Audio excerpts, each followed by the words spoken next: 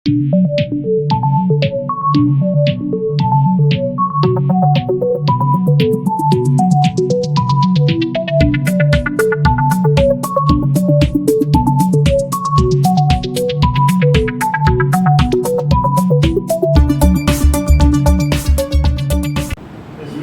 కూడా పాడడం చాలా ఇష్టం. లక్ష్మి ఆయన కీర్తించాలి. ఆయన కీర్తనలో అయితే ఆరాధనలో భాగమే అసలు.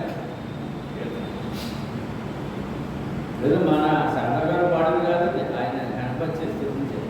ఎందుకంటే దేవదేవతలో కీర్తించే కీర్తన మనగా ఆ బాధ్యత మనకి ఇచ్చింది. ప్రభువైన యేసుక్రీస్తు శ్రేష్ఠ నామంలో దేవుని స్తోత్రాలు చెల్లించుకున్న ప్రభువైన యేసుక్రీస్తు నామం అందరికీ పేరు పేరు వందనాలు. బైబిల్ క్లాస్, వాక్య పఠనం, వాక్య ధ్యానం ఈ పక్కన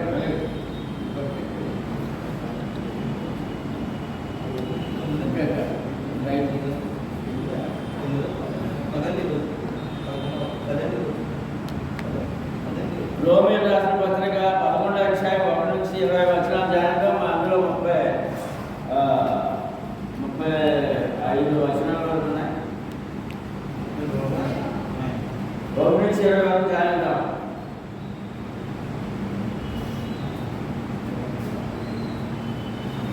రక్షణ పొందిన వారికి ముఖ్యంగా మాట్లాడడం ముందు, రక్షణ పొందిన వారికి వారి విశ్వాసంలో విజయవంతంగా ప్రయాణం చేయాలంటే పత్రికలే ఆధారం.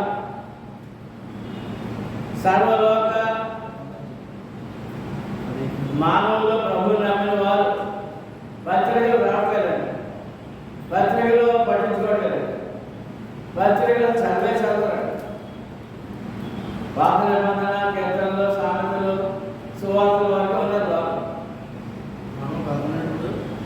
11వ అధ్యాయము 1 నుంచి 20 వరకు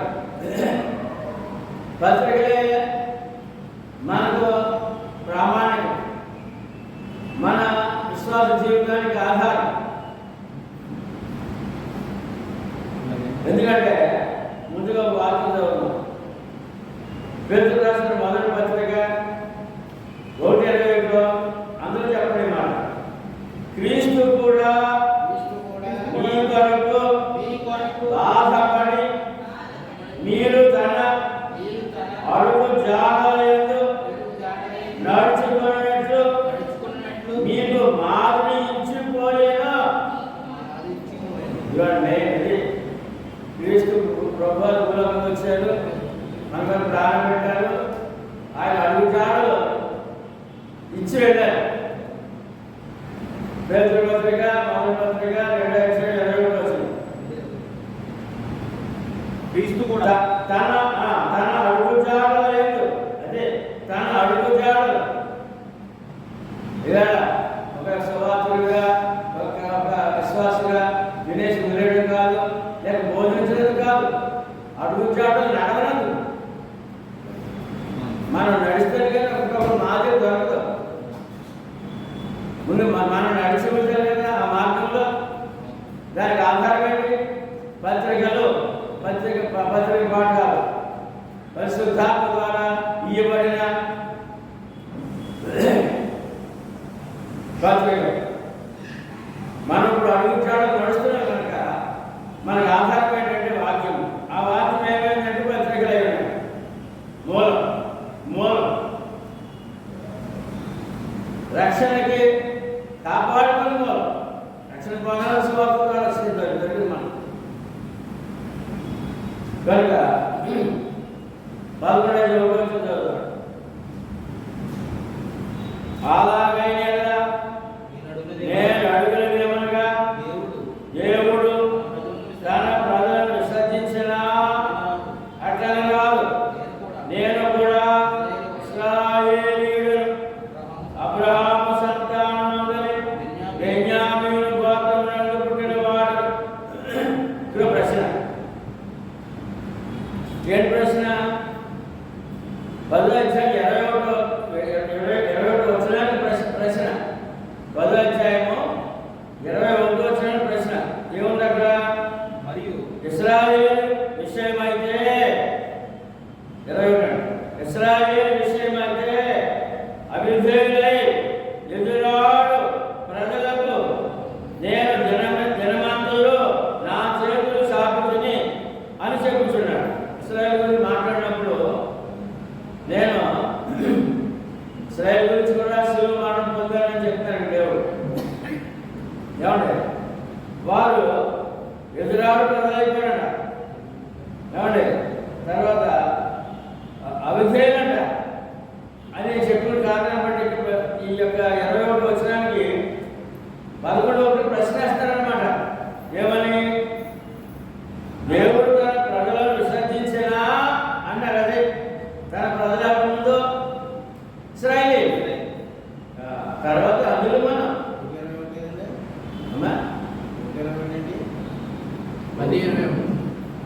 10:21 ఆఖరి వచ్చిన అందులో అక్కడ ఒక వాక్యం ఉంది మనకి. ఏంటంటే ఇశ్రాయేలు తప్పిపోయారు, ఎదురాడు వాళ్ళు అయిపోయారు, ఏమండి అవిధేయులు అయ్యారు, వారి పక్కన చేతులు చాపాను, రెక్కల చాటు రాలేదు అన్న వాక్యానికి 11వ వచనం 11వ వచనం సమాధానం చెప్తారన్నమాట. ఏమని ప్రశ్న ఏమని ప్రశ్న? నేను అడుగుదేమనగా దేవుడు తన ప్రజలను విసర్జించిన ప్రశ్న. మరి 21 ఏముంది? తిరగబడ్డారు, అవిధేయులు ఉన్నారు. మరి అమ్మ దేవుని ప్రజలు కదా వాళ్ళు, వదిలేసాడా ఆయన? ఆయన అట్లనరాదు.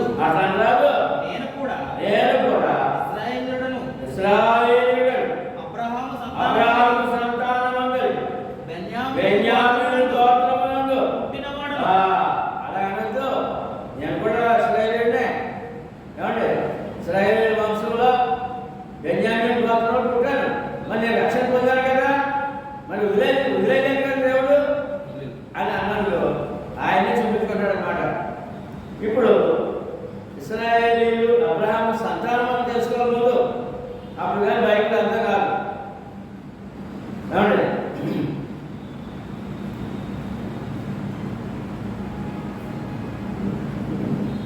నిర్గమకాండము ఇశ్రాయేలు సంతానం అంటాడు కదా, అందులో బెన్యామీను గోత్రం అంట. ఈయన గోత్రం.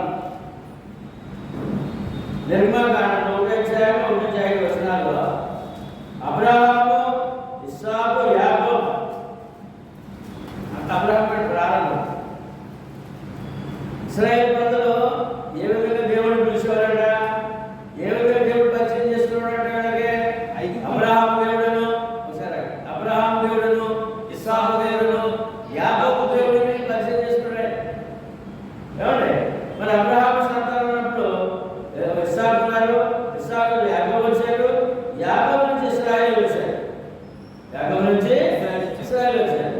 వారి పేరు జరిగమా 1:5 వచ్చినారు. వారి పేరు ఏంటి? రూబేను, సిమియోను, లేవి, యోదా, ఇస్సాకారు, జెబూలూను, దాను, నఫ్తాలి, గాదు, అషేరు, యోసేపు, బెన్యామీను. ఆఖరు అన్నమాట. బెన్యామీను ఆఖరు గోత్రం, ఆఖరి గోత్రం. ఈ బెన్యామీను గోత్రంలో వంశంలో పౌలంటేనా? ఇశ్రాయేలు బెన్యామీను గోత్రంలో, నేను బెన్యామీను గోత్రంలో పుట్టాను, మరి రక్షణ పొందాను కదా, దేవుడు విడిచిపెట్టలేదు.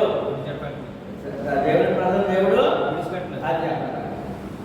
ఈవేళ ప్రభు నామమున క్రైస్తవుడు, భక్తుడు, భక్తురాలు, దేవుని కుమారుడు ఖచ్చితంగా ఇశ్రాయేలు యొక్క గోత్రకర్తలు వీళ్ళ పేరు ఖచ్చితంగా తెలిసి ఉంటారు.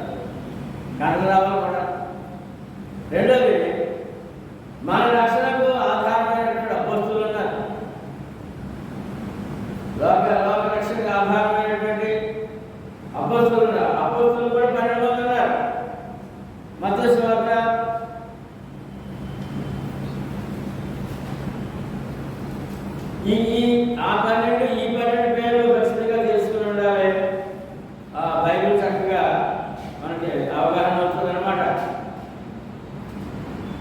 అర్థం చేసుకోగలరు.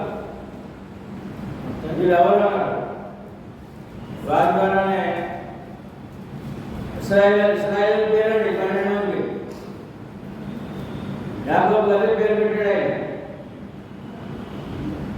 10:1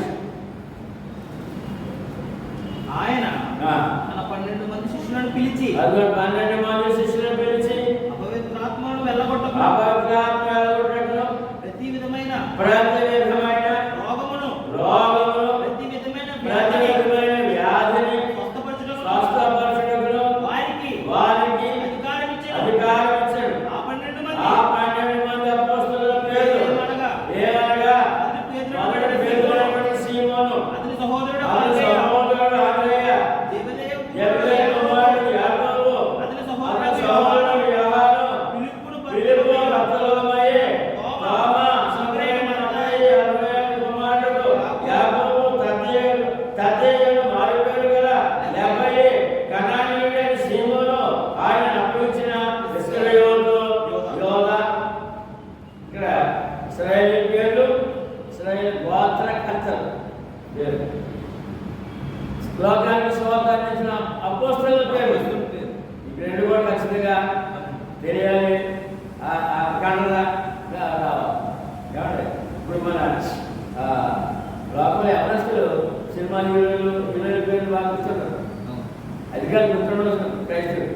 ఈ అసలైన హీరో నేను 12 అక్కడ 12, ఇక్కడ 12. పాత నిబంధనలు 12 ప్రత్యేక. ఓకేనండి. తర్వాత 7వ వచనం. తాను ముందెరిగిన తన ప్రజలను దేవుడు దేవుడు విసర్జించలేదు. ఏలియాను గురించిన భాగంలో ఏలియాను గురించిన పాఠంలో లేఖనం చెప్పినది లేఖనం చెప్పినదేమనగా లేఖనం చెప్పినది మీరు ఎరుగరా? ప్రభువా, వారు నీ ప్రవక్తలను చంపిరి, నీ బలిపీఠములను పడగొట్టిరి. నేను అక్కడనే మిగిలి ఉన్నాను, నా ప్రాణము తీయజూచుచున్నాడు అని ఇశ్రాయేలులకు విరోధముగా దేవుని ఎదుట అతడు వాదించుచున్నాడు. అయితే దేవుడు అతనితో ఏమి చెబుతున్నది? బయలుకు మోకాళ్ళలోనని 7,000 మంది పురుషులు నేను శాసనలాచుకొని ఉన్నాను ఏమండి అని ఆయన మాట్లాడారు. ఇక్కడ ఎక్కడ ఏలియా అయినా ఇశ్రాయేలు ప్రజల ప్రవక్త ఏలియా గురించి మాట్లాడుతున్నప్పుడు ఏమండి దేవుడు తన ప్రజలను విసర్జించలేదని చెప్పడానికి మాట్లాడి చెప్తారు. మరి ఎక్కడ పాత్రలో తీసుకొచ్చి ఇక్కడ ఏం చెప్పారు దేవుడు? ఏలియా ఏమన్నారు? ఏలియా ఏమన్నారు? దేవా, నేను ఒక్కడే మిగిలిన మీ పక్షాన అంటే ఆయన అంటాడు, ఇంకా 7,000 మంది ఉన్నారు నాకు. బయలుకు విగ్రహారాధన చేయని వారు నా పక్షాన ఉన్నారు. ఇక్కడ అంటే ఆయన తన ప్రజలు విడిచిపెట్టలేదు. రాజు మొదటి రాజు 19 అధ్యాయం. మొదటి రాజు 19 అధ్యాయం 14 వచనం.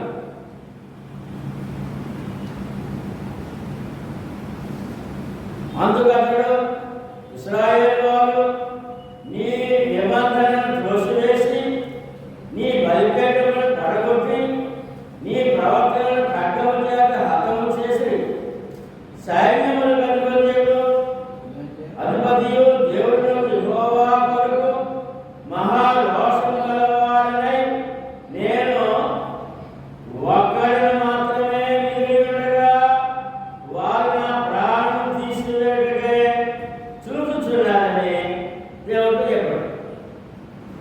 ఏమండి?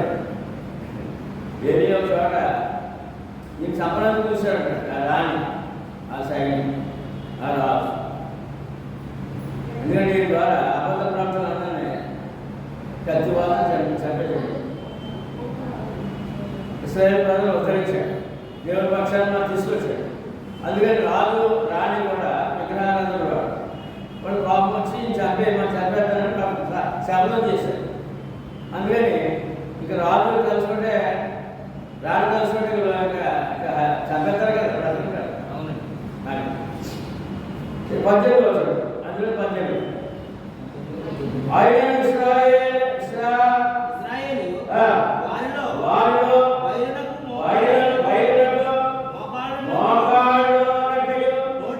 నోటితో వారి పాదములో ముద్దు పెట్టుకొని ఉండు. 7,000 మంది నా దగ్గర.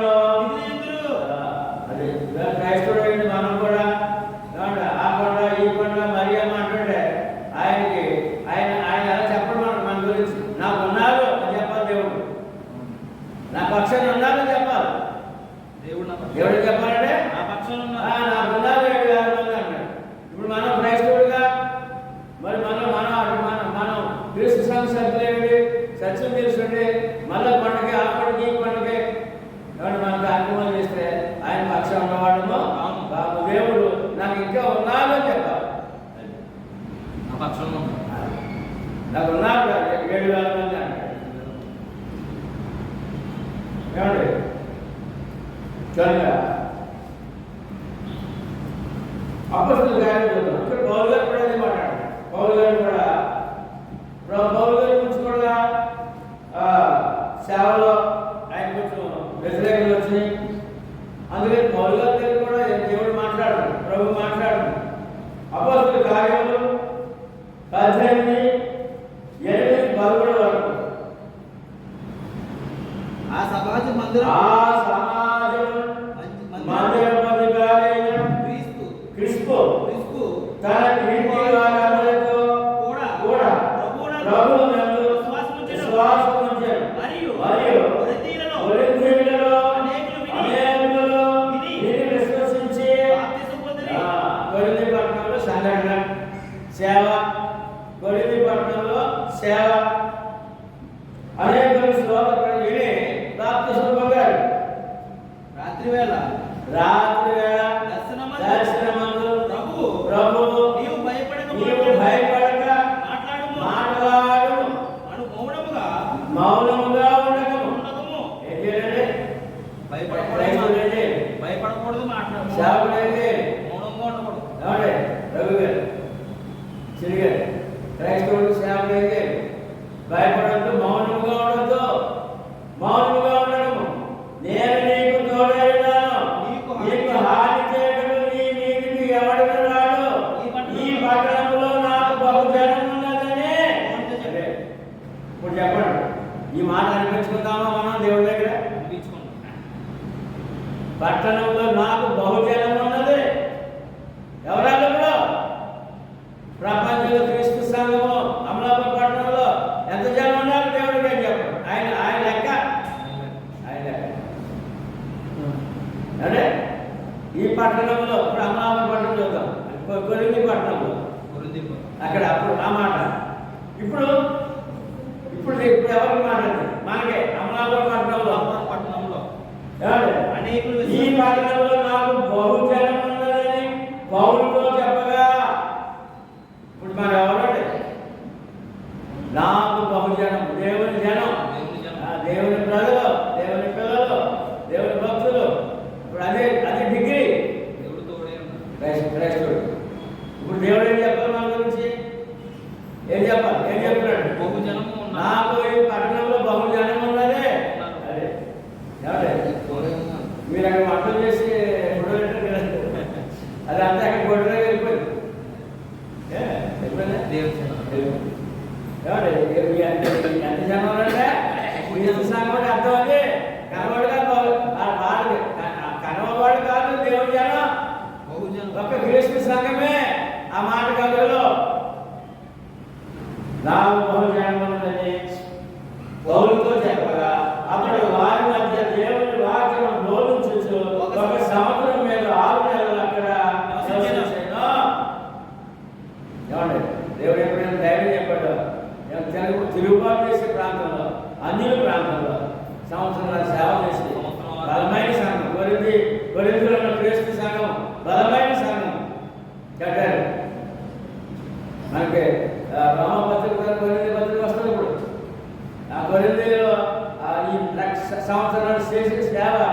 బలమైన సంఘం కొరింథీ పట్టణంలో క్రీస్తు సంఘము క్రిస్టియన్ 4 వచనాల్లో మనం ఏరియా గురించి చూసాం. దేవుని ప్రజలు విడిచిపెట్టే దేవుడు, దేవుని ప్రజల్ని విడిచిపెట్టే దేవుడు అని చెప్పడం. తర్వాత అంటే ముందు స్నేహితులు దేవుని ప్రజలు, ఇప్పుడు క్రైస్తవులు దేవుని ప్రజలు. ఇంకా నాకు ఉన్నారే పట్టణంలో అని అంటే పౌలు కంటే ముందు బాప్తిజం పొందినోడే బహుజనం ఉన్నారు. ఆ మాట జీవితకాలం అనిపించుకోవాలని బ్రతికినంత వరకు, ఎవరన్నా బ్రతికినంత వరకు నాకు జనము దేవుడు అని చెప్పారు. మళ్ళీ మనము ఏ విధంగా కూడా మనం అడుగు తేడాలకు వెనక్కి వెళ్ళడానికి అవకాశమో ఇవ్వకూడదు, భయపడకూడదు, మౌనం. తర్వాత 5వ వచనం 5:6 అలాగనే అప్పటి కాలమందు సైతము కృప యొక్క ఏర్పాటు చొప్పున శాసనం మిగిలి ఉన్నది. ఈ 7,000 మంది ఎందుకు శాతం మిగిలి ఉన్నారు చెప్పండి. అంటే దైవ కృప వారికి ఉంది, రక్షణ దైవ కృప. 7,000 మంది రక్షించబడ్డారు.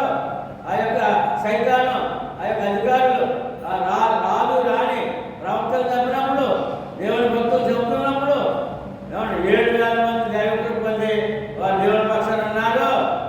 దేవుని పక్షాన ఉండడం అంటే, రక్షణ పొందడం అంటే దైవ కృప. ఇప్పుడు మనం ఏమన్నా దైవ కృప పొంది నాకు ఇంకా జనం ఉన్నారంటే దైవ కృప పొందిన వాళ్ళు అర్థం. 6వ వచనం అది కృపచేతనైన ఎడల ఇకను క్రియల మూలమైనది కాదు, కానీ ఎడల కృప ఇకను కృప కాకపోవును. అలాగే ఇప్పుడు దేని వలన 7,000 మంది మిగిలి ఉన్నారు? కృప చేత, దేవుని కృప చేత. ఏమంటే కృప అన్నప్పుడు క్రియ కాదు, వాళ్ళు చేసిన క్రియలు బట్టి కాదు వాళ్ళు రక్షించబడరు. దేవుని కృప వలన, క్రియలు కాదు, ఇక్కడ కృప అని మాట మర్చిపోయారు. అలాగైతే ఏమగును? దాని గురించి చూద్దాం. కృప గురించి ఎఫ్ఎస్సీ 2:4 ఎఫ్ఎస్సీ పత్రిక 7వ అధ్యాయము 4 నుంచి ఆయనను దేవుడు కరుణా సంపన్నుడైంది. ఎవరైనా దేవుడు కరుణా సంపన్నుడైంది. మనము మన అపరాధముల చేత చచ్చిన వారైనప్పుడు సైతము మానవ స్థితి అండి. ప్రభు నామములో మానవ స్థితి అండి.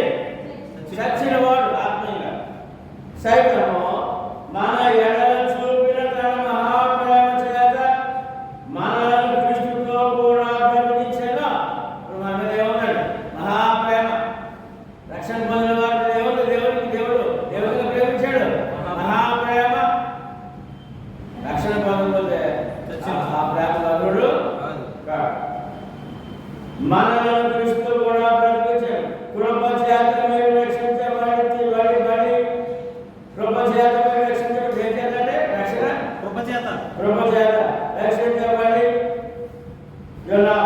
క్రీస్తు యేసునందు ఆయన మనకు చేసిన ఉపకారం.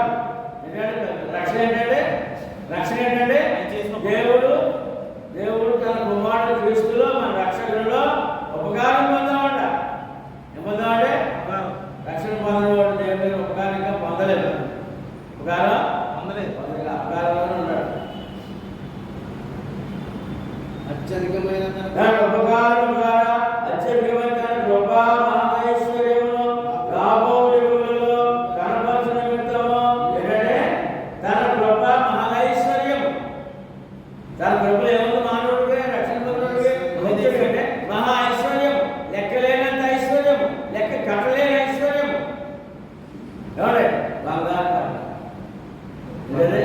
పట్టం మనలో నిత్యం చేస్తాం. తన అత్యధికమైన కృప మహైశ్వర్యము రాబోయేలో కనపరచు నిమిత్తము క్రీస్తు యేసునందు మనలను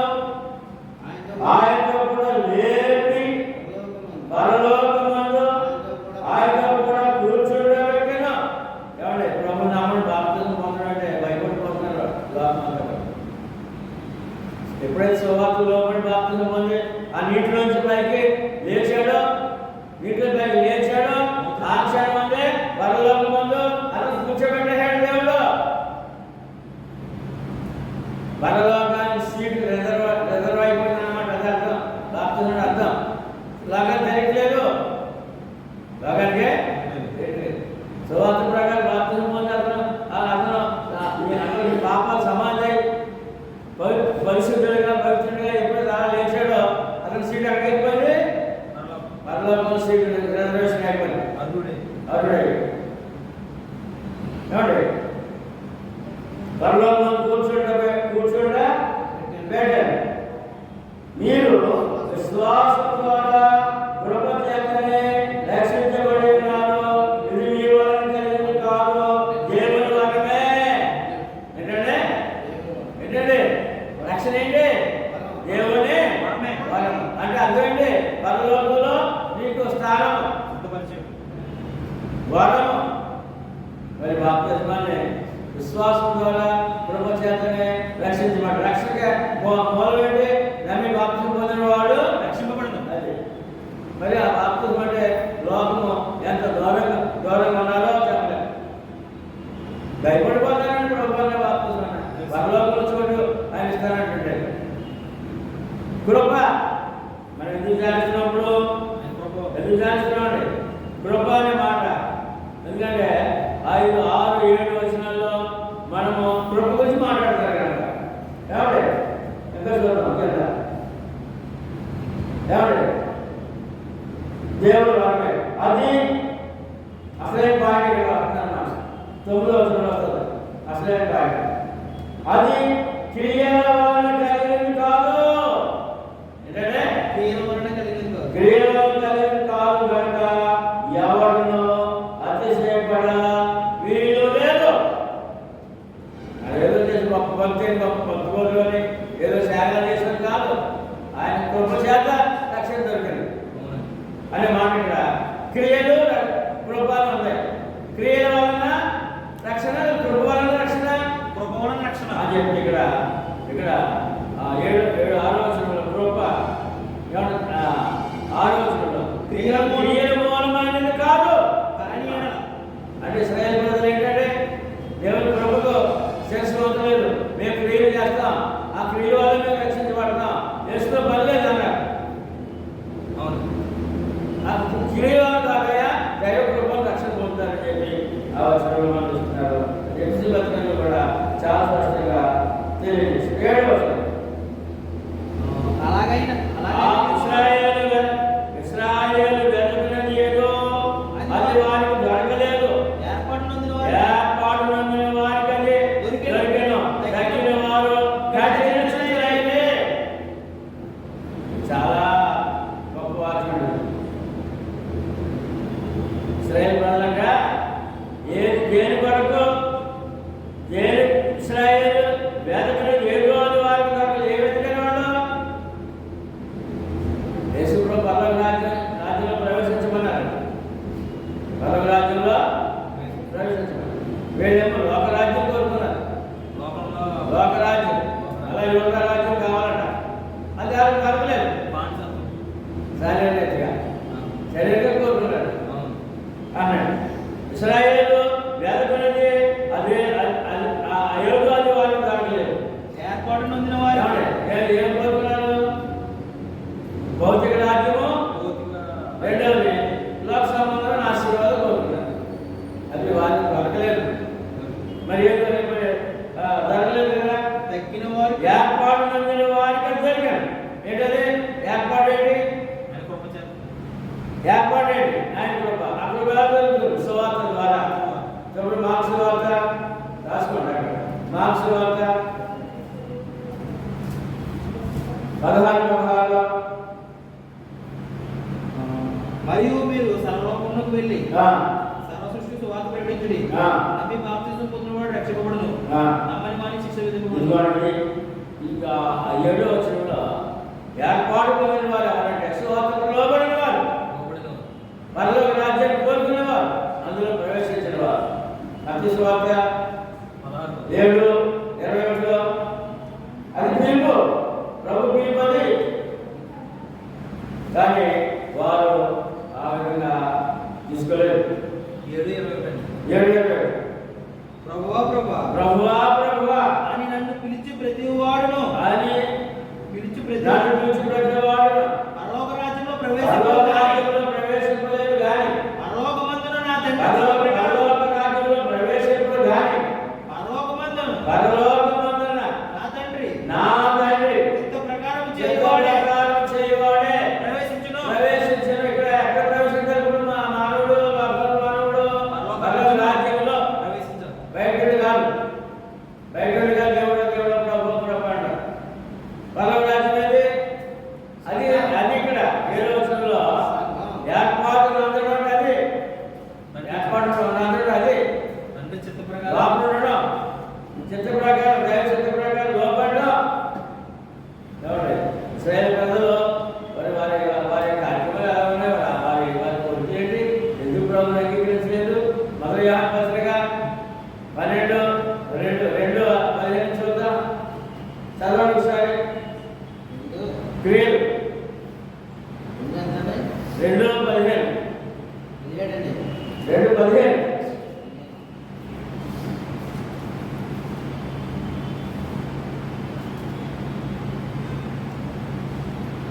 చదవండి. 2:15 వారి కార్యక్రమంలో ఎలా ఉన్నారు? ఈ లోకమునైనను లోకంలో ఉన్నవాడినైనను క్రియలు అంటే లేక ఇశ్రాయేలు వెనుకనేది ఏంటి? ఎదుగురాలో ఇశ్రాయేలు ఎదుగుతారు. లోకం ఎదుగారు. ఈ లోకమునైనను లోకంలో ఉన్నవాడినైనను ఉన్నవాడినైనను ప్రేమింపకుడి ఎవడైనను లోకమును ప్రేమించుటలో లోకం ప్రేమించలేదా? తండ్రి ప్రేమ వాడిలో ఉండదు. లోకములో ఉన్నదంతయు అనగా శరీరాశ, నేత్రాశ, దేవుడంబములు తండ్రి వలన పుట్టినవి కావు. అవి లోకం సంబంధమైనవి. లోక సంబంధమైనవి. ఇస్రాయేలు ప్రజలు ఎలా ఉన్నారు? లోక సంబంధం. దేవుడు 3 క్రియలు. అందుకని దేవుడు దూరం అయిపోయారు. ఇప్పుడు మనకుంటే మనం దూరం అయిపోతాం. శరీరాశ, నేత్రాశ, దేవుడు కూడా మనకున్నా ఇప్పుడు మనం కూడా దూరం అయిపోయే ప్రమాదం ఉందని తెలియజేవాడు. తర్వాత ఇంకేం తెలియదంటే వాళ్ళకి ఏం తెలియదంట? ఏమండి ఇంకేం తెలియదంట? ఇస్రాయేల్ ఏమైందంటే దైవత్వాన్ని అడగలేదు. ఏమండి ధర్మశాస్త్రం తీసుకుని కొట్టువేయమని అడగరాదు. అందుకనే ప్రభుత్వం మొదటి కొరింథీ పత్రిక 2వ కొరింథీ 3:14 కొరింథీ రాసిన 2వ పత్రిక 3:14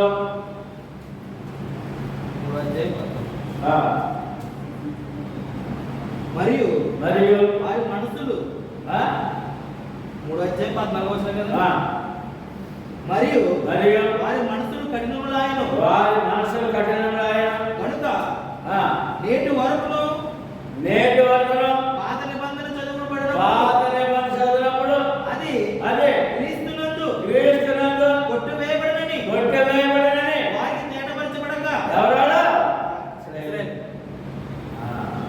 వారికి తేటపరచబడక ఆ ముసుగే నిలిచి ఉన్నది. అందుకని ఇశ్రాయేలు ఎదురు తరగలేదట.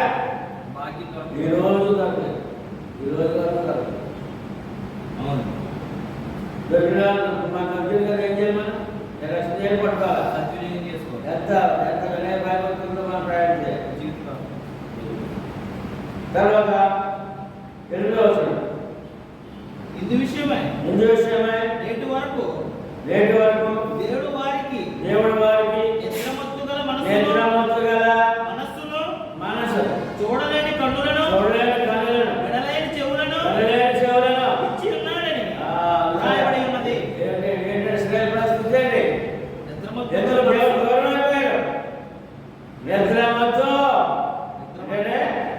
వారికి నిద్రమత్తు గల మనస్సు. మామూలు నిద్రపోవడం కాదు, మనసే నిద్రపోతుంది. మనసు నిద్రపోవాలి, మనం నిద్రపోవాలి. మనసు నిద్రపోవాలి. చూడలేని కన్నులు, చూడలేని కన్నులను, వినలేని చెవులను ఇచ్చి ఉన్నాడని రాయబడి ఉన్నది. దాని గురించి చూద్దాం. ఎక్కడ రాయబడిందో ద్వితీయోపదేశకాండము 29:4 అన్ని చూసి కూడా నమ్మలేకపోయాడు. ఇది కూడా నమ్మలేకపోయాడు. 29:4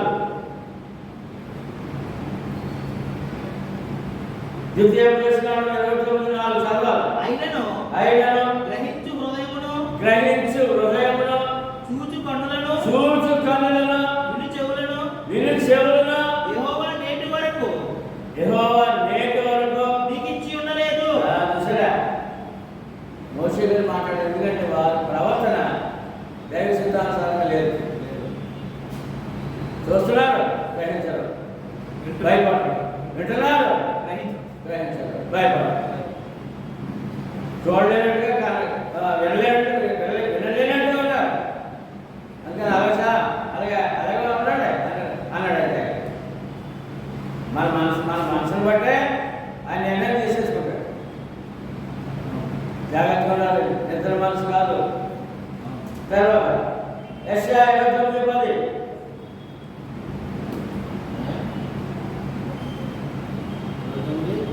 యెషయా 29:10 యెహోవా మీ మీద గాఢ నిద్రాత్మను కుమ్మరించి ఉన్నాడు.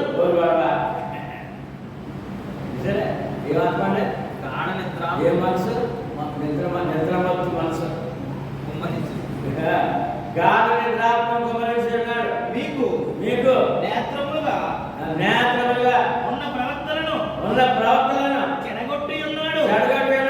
మీకు శిరస్సులుగా ఉన్న దీర్ఘదర్శులకు ముసుగు వేసి ఉన్నాడు. అంటే ప్రాప్తులు వాక్యం చెప్పే అవకాశం లేదు, వినే అవకాశం లేదు. దూరం అయిపోయి వాడు మాస్టర్ కాబట్టి నిద్రమత్తు మనస్సు చాలా ప్రమాదం. దేవుడికి దూరము అయిపోయింది. ఈ యొక్క 8వ వచనంలో చాలా స్పష్టంగా తెలియజేస్తారు. ఇవాళ క్రైస్తవుడు కూడా నిద్రమత్తు మనసు కనుక దేవుడికి దూరమే. ఆ ముసుగు పడిపోయినట్టు ఎక్క ముసుగు నిద్రమత్తులో సహజంగా మంచం మీద మొత్తం ఎక్కువ అయిపోతుంది. తప్పుడు బాగా పక్క మీద వెళ్ళిపోదు. మొత్తం ఎక్కువ నువ్వు తప్పుడు ఎక్కడ వెళ్తుంది? ముసుకో పక్క మీదకే తప్పేసుకుంటాడు కదా. మనం మామూలుగా దేవుడు కప్పెడతాడు. తప్పుడు ముసుకో ప్రాప్తం లేదంట. మార్గదర్శకులు లేదంట. మార్గదర్శకులు ఎవరంటే విశ్వాసం శిరస్సు అంట. చదవనాడు మనం. యెహోవా మీ మీద గాఢ నిద్రాత్మకు కుమ్మరించి ఉన్నాడు. మీకు నేత్రములుగా ఉన్న ప్రవక్తలను నడిపించేవాళ్ళు నేత్రాలను విశ్వాసకి చెడగొట్టి ఉన్నారు. మీకు శిరస్సులుగా ఉన్న దీర్ఘదర్శులు ముసుగు వేసి ఉన్నారు. శిరస్సు సేవకులు విశ్వాసకి శిరస్సు నేత్రాలు అయి ఉన్నారు. వారు నిర్లక్ష్యం చేస్తే ఆ బాధ్యత అనమాట. చాలా స్పష్టంగా దేవుని ప్రజలతో యెషయా మాట్లాడుతున్నారు. 11-12 వచనాలు, 9-10 వచనాలు.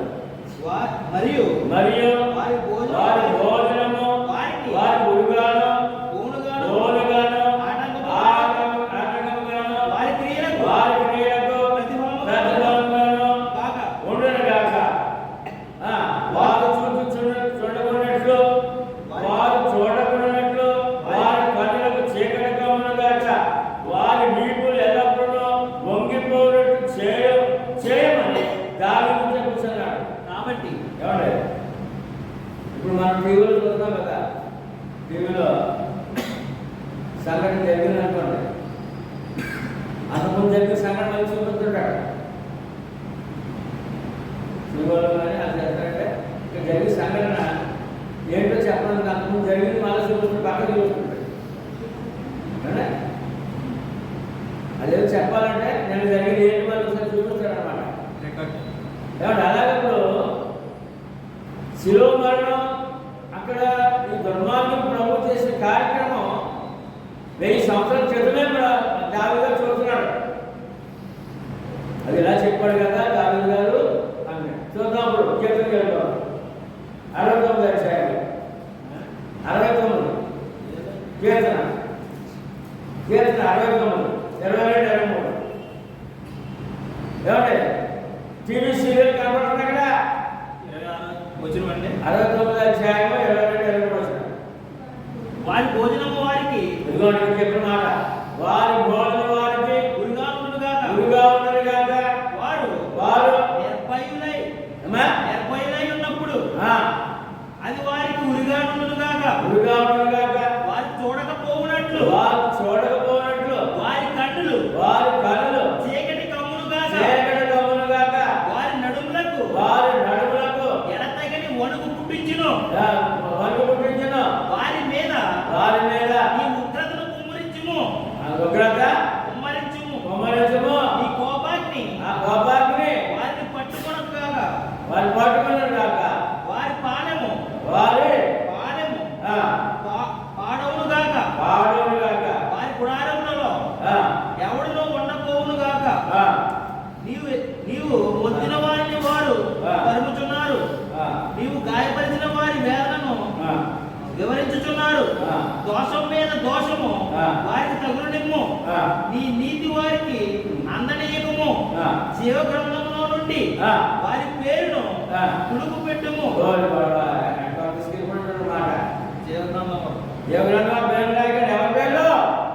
ఎవరి పేర్లు ఇదిగో మా ప్రభు మీకు సిలువేసే మనుషుల అత్తరాలు ఆ పేరు జీవగ్రంథం రాయద్దు. యేసు ప్రభు యొక్క సిలువ గురించి అక్కడ ఆయన దర్శనముగా చూసి మాట్లాడుతున్నాడు దావీదు గారు. 69లో ఏమండి భయం చూసినట్లయితే ఎందుకు మాట్లాడగలగా?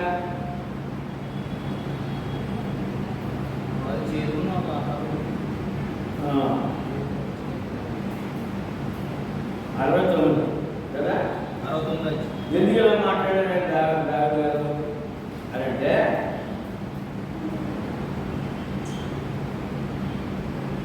చూడండి 19 చదువు. నిందయు సిగ్గును అవమానమును నాకు కలిగినని నీకు తెలిసి ఉన్నది. నా విరోధులందరూ నీకు కనబడుచున్నారు. నిందకు నా హృదయము బద్దలాయను, నేను బహుగా కృషించి ఉన్నాను. కరుణించు వారి కొరకు కనిపెట్టుకొంటిని గాని ఎవరునూ లేకపోయిరి. మాట్లాడుతూ 20 సంవత్సరాల ముందు నేను మొదలుపెట్టుకున్నాను, నన్ను నా గురించి నన్ను ఎవరు కరుణించలేదు అన్నాడు. అందుకని ప్రవక్త కోపంతో వారిని శాపవచనాలు పలుకుతున్నాడండి. నిందయు సిగ్గును ఏమండి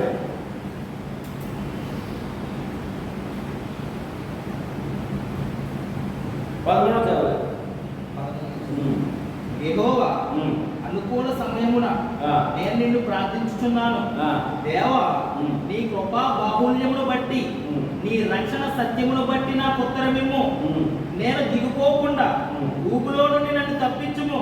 నా పగవారి చేతిలో నుండి అగాధ జలములలో నుండి నన్ను తప్పించుము. నీటి వరదలు నన్ను ఉంచనీయకము.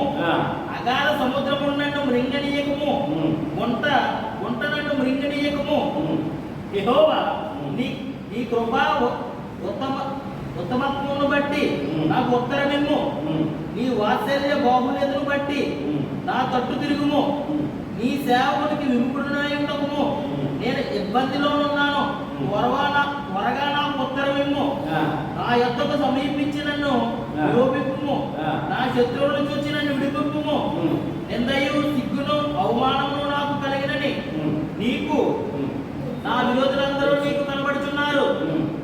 నిందకు నా హృదయం బద్దలాయను. నేను బహుగా కృషించి ఉన్నాను. కరుణించిన వారి కొరకు కనిపెట్టుకుంటుని గాని ఎవరనూ లేకపోయిరి. ఓదార్చు వారి కొరకు కనిపెట్టుకుంటుని గాని ఎవరనూ కానిరారైరి. వారు చేదును నాకు ఆహారంగా పెట్టిరి. నాకు దప్పి అయినప్పుడు చిరాకు త్రాగినిచ్చిరి. ఎక్కడ మాట్లాడు ప్రభు శిలువ గురించి మాట్లాడుతున్నారండి. మాట్లాడుతున్నారు కనపడిపోతుంది కలగా ఆయనకి దివ్య దృష్టి కనపడిపోతుంది ఆయనకి. మరి ఇటువంటి హింస పెట్టే ఆ జనాలకి ఎందుకు మీరు దీవెన వారికి ఆ జీవగ్రంథం పేరు తీసేయండి. ఇశ్రాయేలు ప్రజలు మరి పేరు ఎక్కడో జీవగ్రంథంలో ఉందో దేవుని ప్రజల పేరు తీసేయండి. మరి మీరు తిరగబడ్డారు. ఒకరు కరుణించడు ఒక్కడో లేడు. ఎవరు జాలి పడలేదు. ఎవరు కనుక రామపత్రికలో తీసుకొచ్చి ఎంత చక్కగా ఎంత వివరంగా చెప్పారు చూడండి. కనుక మనం ప్రతి వాక్యాన్ని కూడా చాలా విపులంగా చూసుకోవాల్సిన అవసరం లేదంటే మనం ప్రతి వేడి ప్రమాదం ఉంది. వాక్యం ద్వారా మనం ఉద్ధరించబడాలి. తర్వాత 11, 12 కాబట్టి నేను అడుగునది ఏమనగా వారు పడిపోవడం అట్లా రాదు. వారికి దోషం పుట్టించడమే వారి చుట్టుబాటు అన్యజనులకు రక్షణ కలిగను. వారి చుట్టుబాటు లోకమైన ఐశ్వర్యము వారి చేరుగా అన్యజనులకు ఐశ్వర్యము అయిన వారి పరిపూర్ణత ఎంత ఎక్కువగా ఐశ్వర్యం కలుగును. వారి నిర్లక్ష్యం ఏమైందంటే లోకానికి ఆశీర్వాదం అయింది, అన్యునికి ఆశీర్వాదం అయింది, అన్యునికి ఐశ్వర్యం వచ్చింది. వారి నిర్లక్ష్యం చేయడం వల్ల మరి నిజంగా వారు హత్తుకుంటే ఇంకా దేశ లోకానికి వారికి ఆశీర్వాదం అంటున్నారు. చూద్దాం ఆ విషయం. ఎఫెసీయుల పత్రిక 3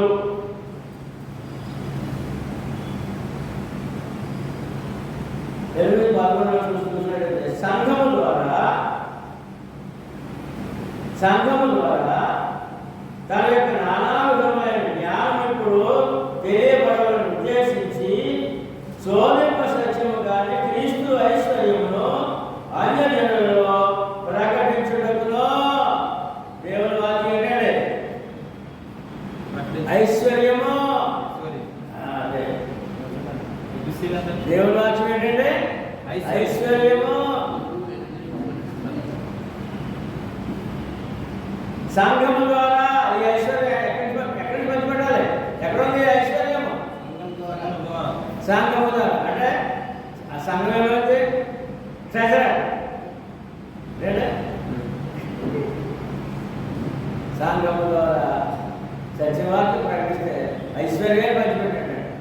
ఇప్పుడు ఇక్కడ మరి 11-12 ఏమన్నాడంటే కాబట్టి నేను అడుగున్నది ఏమనగా వారు పడిపోయినట్లుగా తొట్టిల్లురా అట్లా రాదు. వారికి వాసం పుట్టించడమే వారి తొట్టుబాటు వాళ్ళ అన్యజనులకు రక్షణ కలిగను. రక్షణ అర్థమేంటండి? సత్యవాక్యము సువార్త. సువార్తని అర్థమేంటండి? ఐశ్వర్యం పంచిపెట్టడం. వారి నిర్లక్ష్యం ఏమైందంటే అన్యులకు వచ్చేసిన ఆ యొక్క ఐశ్వర్యం, ఆ ఆశీర్వాదం. ఏమంటే అర్థమైందంటే మీకు ఆ ఐశ్వర్యం ఏంటి అంటే ఆ రక్షణ, ఆ రక్షకుడు, వాళ్ళ మా రక్షకుడు, మా మెస్సీయ, మా క్రీస్తు అనేవాళ్ళు వాళ్ళు నిర్లక్ష్యం చేయలేదు. కనుక లోకాలు దొరికేసింది. ఆ భాగ్యము, ఆ సువార్త లోకాలు దొరికింది, ఆ రక్షణ లోకాలు దొరికింది. ఐశ్వర్యవంతులు ఇవాళ క్రైస్తవుడు ఐశ్వర్యవంతులు లెక్క. దేవుని వాక్యం వ్యాపించిందో సత్య వ్యాపించిన వారు భాగ్యవంతులు లెక్క అన్నమాట.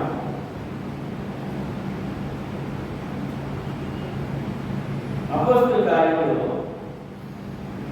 28, 20 చదవండి.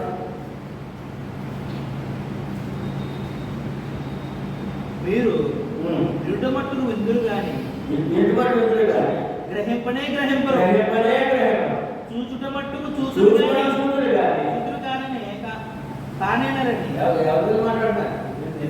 అపోస్తలుల కార్యం 28, 26, 27, 28 4 వచనాలు.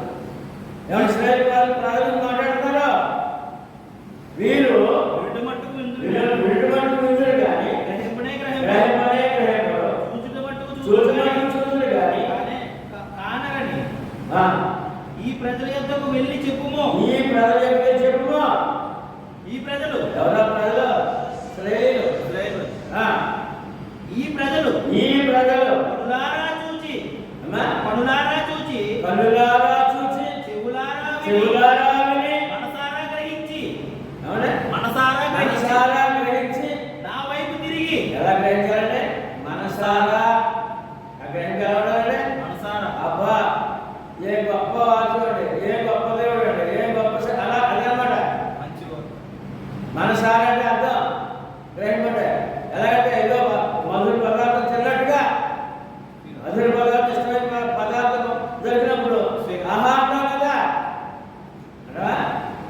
వాక్యాన్ని కూడా నా వైపు తిరిగి నా వైపు తిరిగి నా వలన స్వస్థత పొందుకుంటున్నట్లు స్వస్థత పొందుకున్నట్లు వారి హృదయము కోపి ఉన్నది. ఎందుకు నిర్లక్ష్యమైంది? హృదయం కోల్పోయిందంట. బాగా బాగా బాగా ఇల్లు పెట్టేయండి, ఇల్లు పెట్టండి, 40 సంవత్సరాలు బాకీ పెట్టండి, ఆహారం పెట్టండి. కోల్పోయిందంట నిర్లక్ష్యం.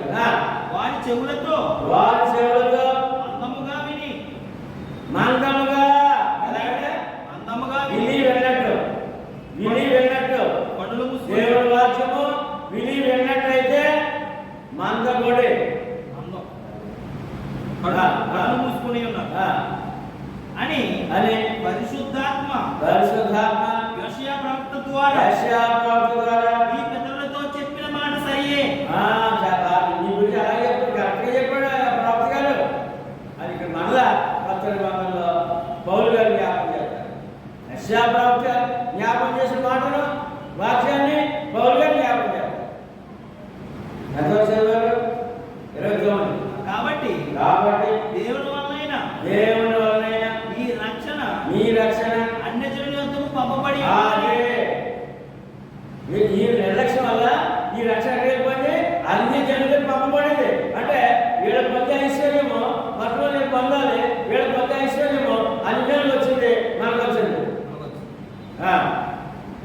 పంపబడి ఉన్నదని మీరు తెలుసుకొందురు గాక. వారు దాన్ని విందురు. విన్నావా మనం? అది వచ్చిందా? విన్నా పట్టుకున్నా, రక్షణ పొందున్నా, ఇంకా ప్రకటించబడతానే ఉండదు. రోమిల పత్రిక 11:25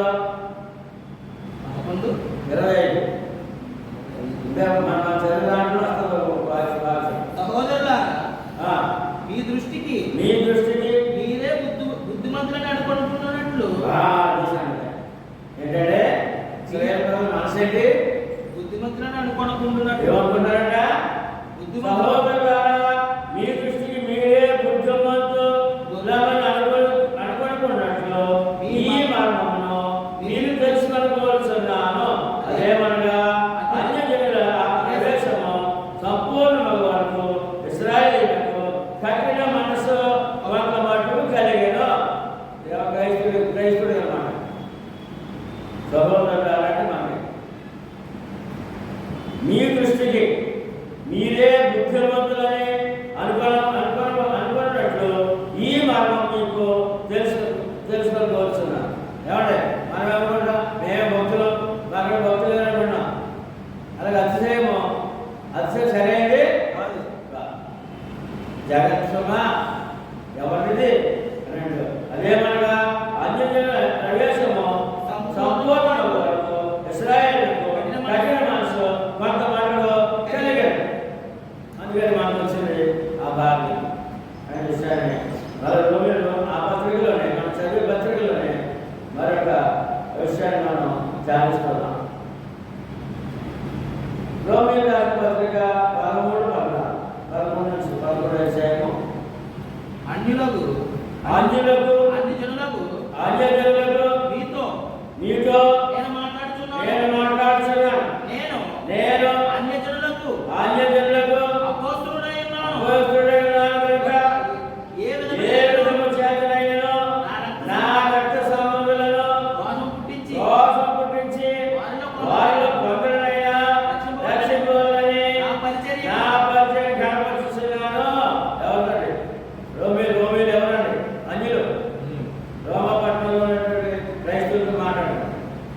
రోమిలు అంజులండి.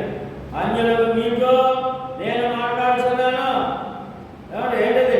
నేను అన్యజనులకు అపోస్తలుడై ఉన్నాను కనుక ఏ విధము చేత నా రక్త సంబంధులు ఎవరంటారో శ్రేయపడదామంటే పౌలు గారికి రక్త సంబంధులు ఆ రక్షణ కొరకు వీళ్ళు బాధపడతారు. రోషం పుట్టించి మరి మనం ఏం చేయాలి? మన మన రక్త సంబంధులు మనం ఏం చేయాలి? మనం కూడా రోషము, దేవుడి మాట, దేవుడి సువార్త, దేవుడి సత్యము వారితో మాట్లాడాల్సిన అవసరత ఉంది. ఏమండి?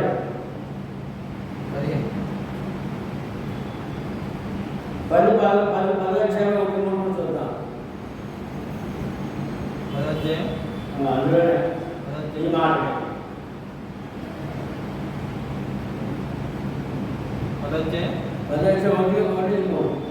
సహోదరులారా, ఇశ్రాయేలు రక్షణ పొందవలని నా హృదయాభిలాషయు వారి విషయమై నేను దేవునికి చేయు ప్రార్థనయు ఉన్నవి.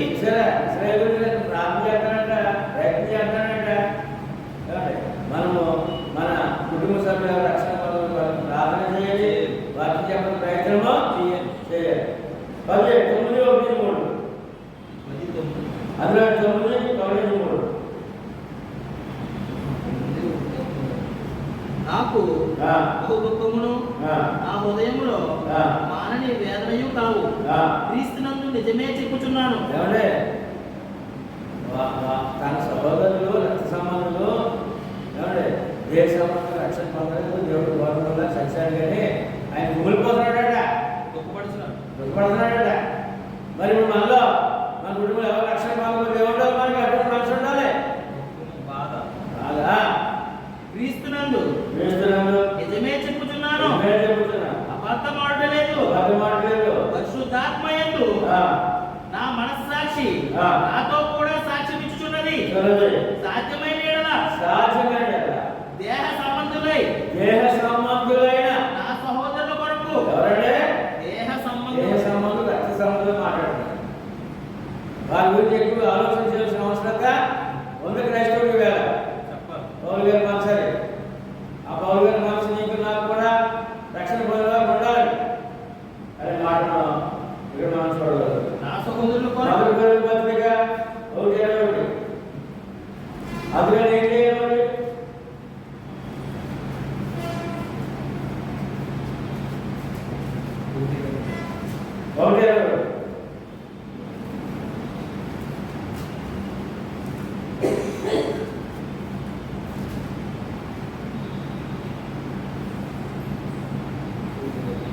ఆయన జగత్ పునాది వేయబడక మునిపే నియమింపబడిన గాని తను మృతుల్లో నుండి లేపి తనకు మహిమనిచ్చిన దేవుని ఎడల తన ద్వారా విశ్వాసులై మీ నిమిత్తము దేవుని జ్ఞానానుసారంగా లోకము తన జ్ఞానం చేత దేవుని పుట్టినందున ఆగేమో కఠినత్వం అయిపోయి దేవుడిని చేశారు. లోకానికేమో లోక జ్ఞానం ఎక్కువ దేవుడిని చేస్తారు. సువార్త ప్రకటన ఆయన వేరుతనం లోకకాలు ఉన్నాడు. రఘు 1:21 సువార్త ప్రకటన లోకానికి చెప్పండి. సువార్త ప్రకటన లోకానికి ఎలా ఉంది? వేరుతనము. ఇశ్రాయేల్ ఎలా ఉంది? ఇశ్రాయేల్ ఎలా ఉంది? అలవేరుతనమే. చేత నమ్మువారిని రక్షించుట దేవుని దయా పూర్వక సంకల్పం. ఇదిగోండి రక్షణ దేవుని సంకల్పము, దేవుని దయాపూర్వక సంకల్పం. రక్షణ మనము దయాపూర్వక సంకల్పము. దేవుని దయ పొందామా? దేవుని దయ పొందామా? రక్షణ దయాపూర్వక సంకల్పం. ఆ సంకల్పంలో ఉన్నాం.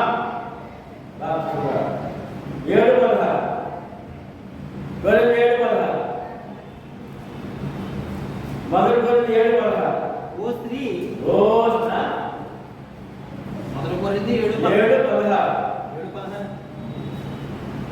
ఓ స్త్రీ నీ భర్తను రక్షించదవో లేదో నీకేమి తెలియను. ఓ పురుషుడా నీ భార్యను రక్షించదవో లేదో నీకేమి తెలియను.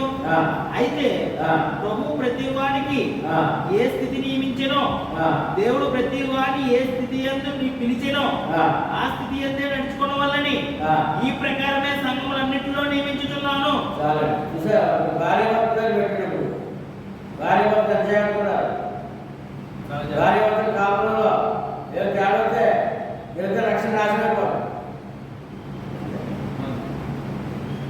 అంత అంటే ఎందుకంటే కుటుంబ వ్యవస్థ దగ్గర నుంచే ఈ యొక్క రక్షణ బాధ్యతలు అతను పడుతున్నారు. భార్య భర్త అధ్యాయం ఓ స్త్రీ ఓ పురుషుడా హెచ్చరిక 9:22 కొరింథీ పత్రిక 9:22. గాలిని కొట్టినట్టు నేను పోట్లాడలేదు కానీ ఒకవేళ ఇతరులకు ప్రకటించిన తరువాత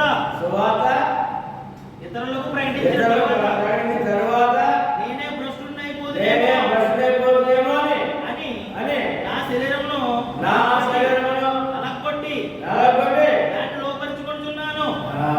ప్రకటించడం సరిపోతుందంటే మళ్ళీ ప్రకటించేవాడు భ్రష్టు అయిపోతాడట.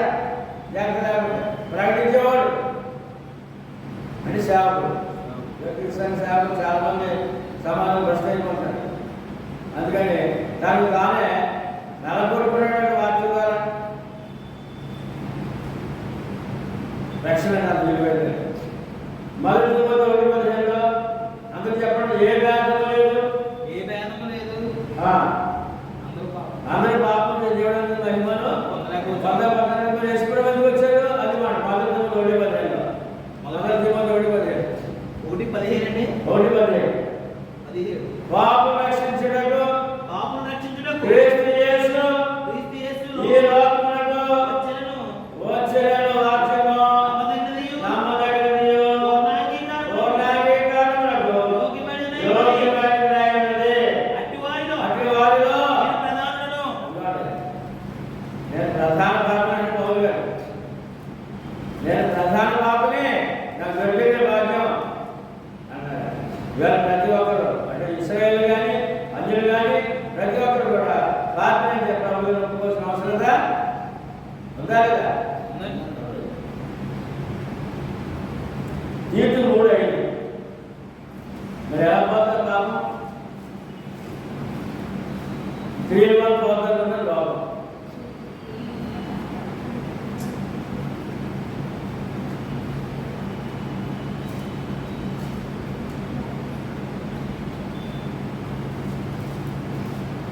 నీతి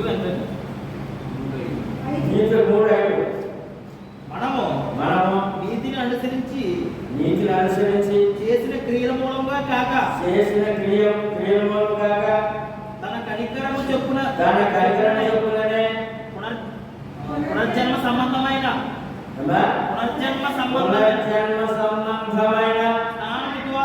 స్నానము ద్వారాను పరిశుద్ధాత్మ మనకు నూతన స్వభావం కలుగచేయుట మనల్ని రక్షించెను. అదే క్రియల వల్ల కాదండి. పునర్జన్మ స్నానం ద్వారా నూతన పరిశుద్ధాత్మ నూతన స్వభావం ద్వారా కలుగచేయడం ద్వారా బాప్తిజం మొదలైనప్పుడు నూతన స్వభావం మారు మనసు బాప్తిజమే రక్షణకు ఆధారము. అటు బాప్తిజము మా రక్త సంబంధంలో దొరకాలని చెప్పి ఆయన వేదన చెబుతున్నాడు. ప్రతి క్రైస్తవుడు ప్రతి సేవకుడు అటువంటి వేదన కలిగి ఉండాలి. 16-17 11-15 వారిని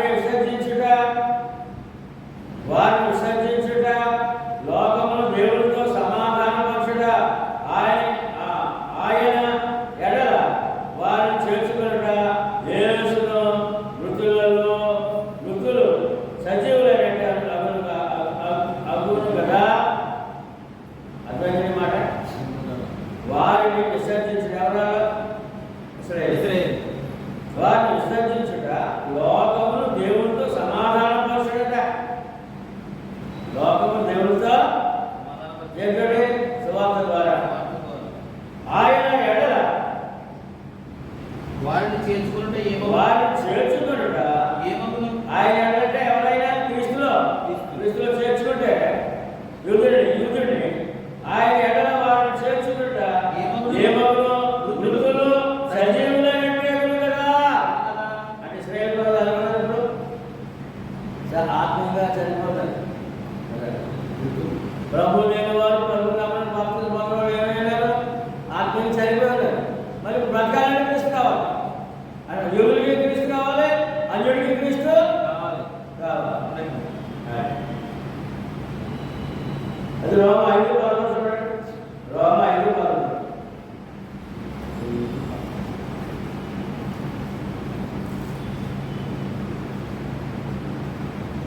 అంతేకాదు మన ప్రభువైన యేసుక్రీస్తు ద్వారా మనం దేవుని యందు అతిశయపడుచున్నాము.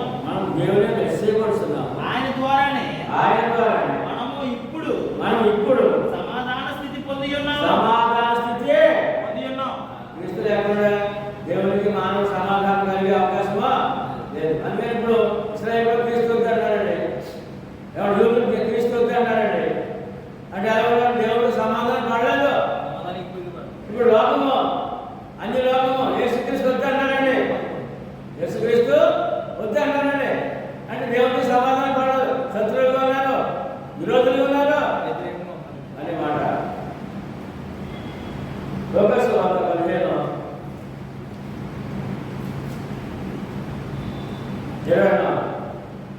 ఈ నా కుమారుడు చనిపోయి అలా బ్రతికెను, తప్పిపోయి దొరికినని చెప్పాను. అతడు వారు మనము సంతోషపడి ఆనందించుట యుక్తమే. ఈ నీ తమ్ముడు చనిపోయి తిరిగి బ్రతికెను, తప్పిపోయి దొరికినని అతనితో చెప్పాను. లోకాసు వార్త 17:24-32. 15:24-32.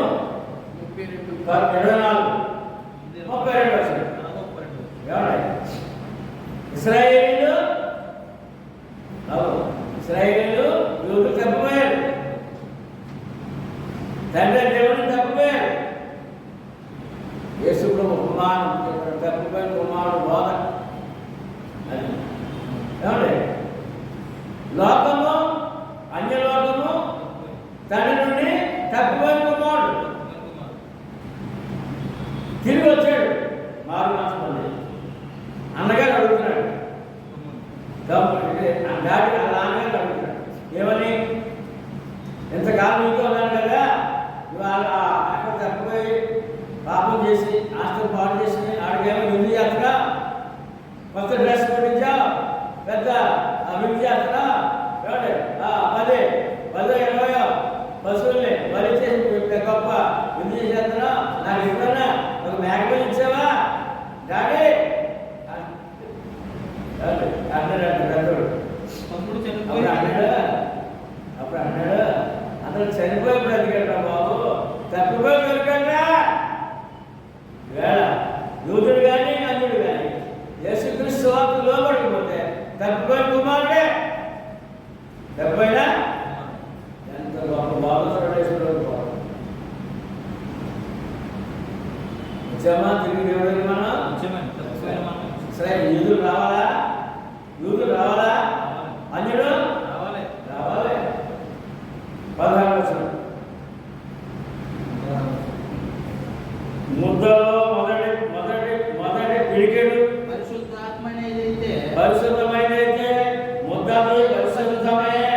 వేరు పరిశుద్ధమైతే కొమ్మలు పరిశుద్ధములే. వేరు పిండి ముద్ద పరిశుద్ధమైతే మొత్తంతా పరిశుద్ధంగా పిండి ముద్ద కూడా పరిశుద్ధమే. చెట్టు వేరు పరిశుద్ధమే, చెట్టు అంతా పరిశుద్ధమే. ఎందుకు చెప్తారు అంటే ఇశ్రాయేలు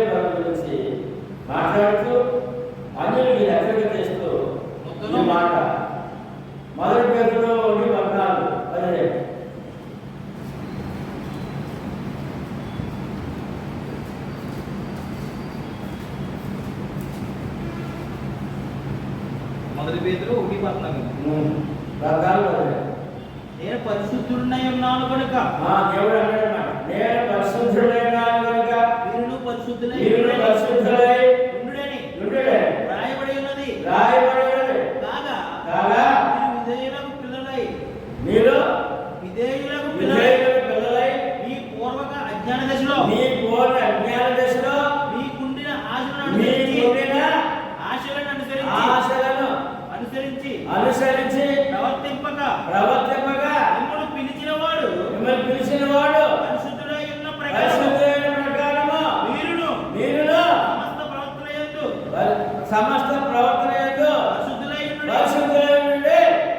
దేవుడు ఎవరంటే పరిశుద్ధమైన పిండి ముద్ద, అందులో ఒక పిండి పరిశుద్ధమైన పిండి ఆ పల్లెలో ఉన్నది, అందులో ముద్ద తీసాం అంటే విశ్వాసం. ఇది పరిశుద్ధం కనుక అదే పరిశుద్ధమే. జాగ్రత్తగా ఉండండి. ఎలా ఉండాలి? తర్వాత అందులో 22, మీరు మీరు క్షయబీజం నుండి కాక శాశ్వతమగు జీవము గల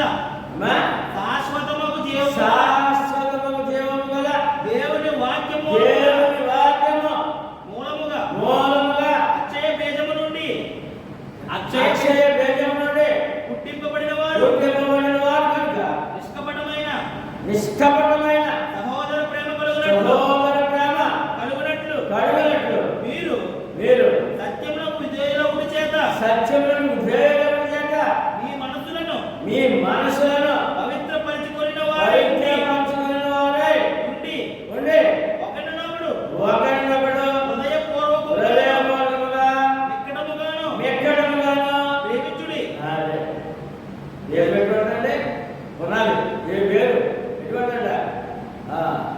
పరిశుద్ధమైన బీజం, వాక్యం ఎటువంటిది? పరిశుద్ధమైంది.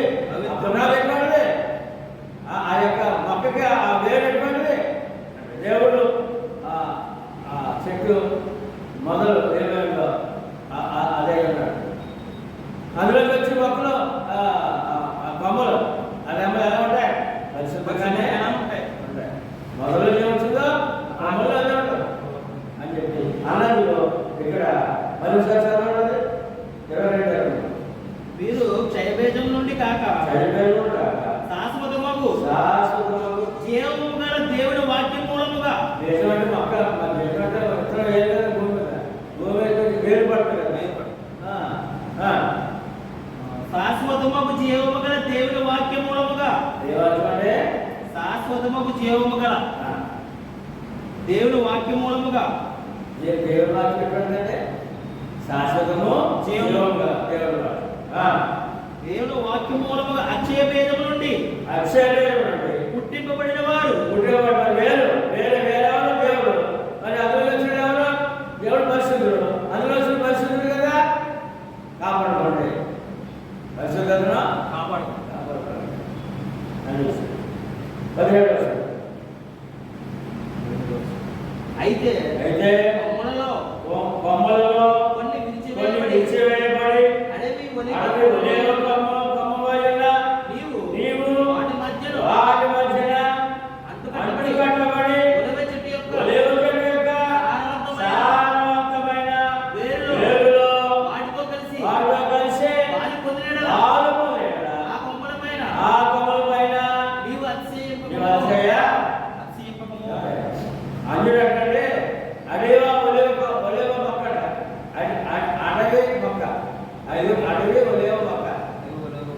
ఇశ్రాయేల్ అంటే వాళ్ళు వ్యవసాయం చేసే వాళ్ళు ఆ యొక్క పరిధిలో ఉండే ఒలీవ మొక్క చుట్టూ. ఈ యొక్క ఒరిజినల్ ఒలీవ చెట్టుకి ఎక్కడ తీసుకొచ్చి అడ్డుకట్టాడు?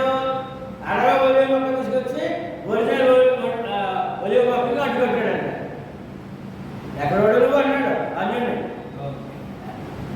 ఎక్కడ అసలు చెట్టు యూదులు, ఆ యూదులనే ఒలీవ మొక్కకి అడవి ఒలీవ మొక్కలు తీసుకొచ్చి నీకు అడ్డుకట్టాడు కదా, నువ్వు అతిశయించుకో, జాగ్రత్తగా ఎలా ఉండాలి? అతిశయించుకో. ఇప్పుడు దానికి చదవడం సార్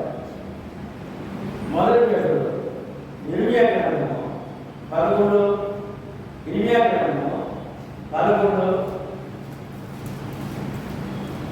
16. ఇర్మియా గ్రంథం 11, 16. అది చక్కని ఫలము గల అది చక్కటి ఫలము గల ఫలము గల పచ్చని ఒలీవ చెట్టని చక్కటి ఒలీవ చెట్టని యెహోవా నీకు పేరు పెట్టెను. ఏమండి? ఇర్మియా 11, 16, 17. ఇర్మియా 16, 17. 11, 16, 17. ఏమండి? ఇశ్రాయేలు పేరు ఏంటండి? ఒలీవ. ఒలీవ చెట్టని పేరంట ఇశ్రాయేలుకి. అది చక్కని ఫలము గల చక్కటి ఫలము గల పచ్చని ఒలీవ చెట్టని పచ్చని ఒలీవ చెట్టని యెహోవా నీకు పేరు పెట్టెను. ఇశ్రాయేలు పేరు ఏంటంటే ఒలీవ మొక్క. పచ్చటి ఒలీవ చెట్టు. మరి అన్యుడి పేరేంటి? అడవి ఒలీవ చెట్టు. కాదు. మన ఒకవేళ మన పిల్లలు మాట్లాడకపోతే ఒరే అడవి అంటారు. ఏమన్నా? అడివి. అంటే అడవి అంటే అడవి జంతువులు అంటాడు. అడవి మాత్రం అంటాడు. ఉపయోగం అని చెప్పాలి. ఏం తెలియదు.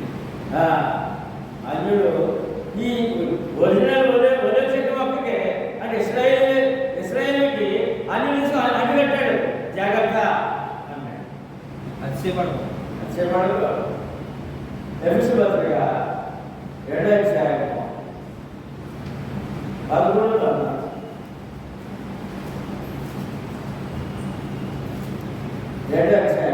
14. ఎబిసి 2వ అధ్యాయం అండి. 11, 14. అయినను ఆయనను మునుపు దూరస్తులైన మీరు ఇప్పుడు క్రీస్తు యేసునందు క్రీస్తు రక్తము వలన సమీపస్తులై ఉన్నారు. ఆయన మన సమాధానమై ఉండి మీకును మాకును ఉండిన ద్వేషమును అనగా విరూపకమైన ఆజ్ఞలు గల ధర్మశాస్త్రమును తన శరీరమందు కొట్టువేయుట చేత మధ్య గోడను పడగొట్టి మన ఉభయములను ఏకము చేసెను. అసలు ఈ అన్యుడు ఎవరో? అన్యుడు అనే మాట అంటే దేవుడు లేనివాడు. ఎవరంటే దేవుడు లేనివాడు. మనిషి అన్నాడు. అయినను మునుపు దూరస్తులైన మీరు దేవునికి దూరస్తులు. మీరు ఇప్పుడు క్రీస్తు యేసునందు క్రీస్తు రక్తము వలన సమీపస్తులై ఉన్నారు. ఆయన మన సమాధానమై ఉండి 11 కాబట్టి మునుపు శరీర విషయంలో అదే మనకు దేహ విషయంలో అన్యజనులై ఉండి శరీరమందు చేతితో చేయబడిన ఉన్నతి గలవారు అనబడిన వారి చేత ఉన్నతి లేని వారు అనబడిన మీరు ఆ కాలమందు ఇశ్రాయేలుతో సహా పౌరులు కాక పరదేశులను వాగ్దాన నిబంధనలు లేని ప్రజలను నిరీక్షణ లేని వారును లోకమందు దేవుడు లేని వారిని నుండి పరజనుడు దేవుడు లేనివాడు. అటు వారు క్రీస్తు ద్వారా క్రీస్తు దూరస్తులై ఉంటిరని మీరు జ్ఞాపకం చేసుకోండి. అయినను మునుపు దూరస్తులైన మీరు ఇప్పుడు క్రీస్తు యేసునందు క్రీస్తు రక్తము వలన సమీపస్తులై ఉన్నారు. ఆయన మన సమాధానమై ఉండి మీకును మాకును ఉండిన ద్వేషమును అనగా విరూపకమైన ఆజ్ఞల ధర్మశాస్త్రమును తన శరీరమందు కొట్టువేయుట చేత మధ్య గోడను పడగొట్టి ఉభయములను ఏకము చేసెను.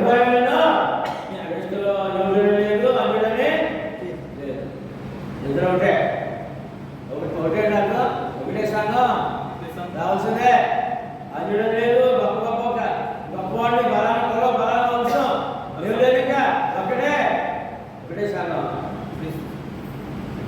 17 వస్తుంది. 17. మరియు మరియు ఆయన వచ్చి దూరస్తులైన మీకును అజుడాడంటే దేవుడు దూరస్తులైన మీకును సమీపస్తులు శ్రేయుడు సమీపస్తులైన ముందు దేవుడు కలవాడు, ముందు ఎరిగిన వాడు, ముందు నమ్మిన వాడు, సమీపస్తులైన వారికి సమాధాన సువార్తను ప్రకటించి ఆయన ద్వారానే మన ఉభయములను ఒక్క ఆత్మయందు తండ్రి సన్నిధిని చేరగలిగే కాబట్టి ఎవరు యూదుడికి అనేది కూడా ఏం కావాలి? సువార్త. సువార్త లేక యూదుడికి రక్షణ లేదు, అన్యుడికి రక్షణ లేదు. అర్థమైందన్నమాట. చదవండి సార్. మరియు ఆయన వచ్చి దూరస్తులైన మీకును ఆయన వచ్చి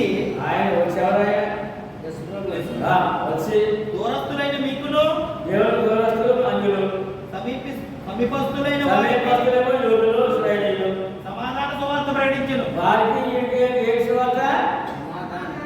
సమాధాన సువార్త. ఎంత సువార్త లోకానికి ఎంత అవసరమైతే, యూదుడికి ఎంత అవసరమైతే, ఇంకా ఒక సురత పొంది ఇంకో జనం ఉన్నారు, వారికి ఎంత అవసరమైంది, అన్నిటికీ ఎంత అవసరమైంది.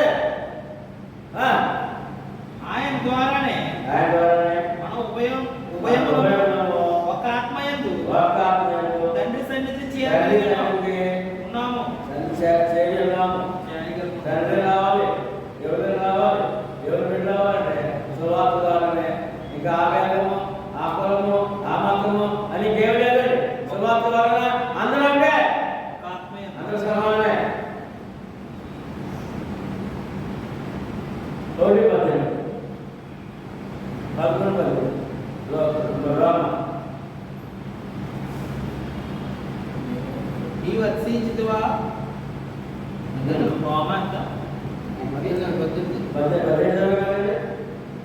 నీవు అతిశయించితివా? నేను నిన్ను భరించుతున్నది కానీ ఎవరు అతిశయించుడు? ఎవరు? క్రైస్తవుడు అతిశయించుకోడట. నువ్వు అతిశయించితివా? వేరుని భరించలేదు. అమ్మా, నువ్వు వేరుని భరించట్లేదు. నువ్వు వేరు భరించట్లేదు. అందుకు నేను అంటుకట్టబడి నిమిత్తము కొమ్మను విరిచి వేయబడినవని నీవు చెప్పుదువు. నన్నేమో ఈ యొక్క ఒలివ చెట్లు అడ్డుకట్టకు ఆ కొమ్మను విశేషం అంటే నువ్వు యూరియన్ కొమ్మని విశేషి అన్యుడి కొమ్మని ఈ ఒలివ చెట్లు పెట్టావు. మళ్ళీ చదవండి. నీవు అతిశయించితివా? వేరు నిన్ను భరించుచున్నది కానీ నీవు వేరును భరించలేదు. అందుకు నేను అంటుకట్టబడి నిమిత్తము కొమ్మను విరిచి వేయబడినవని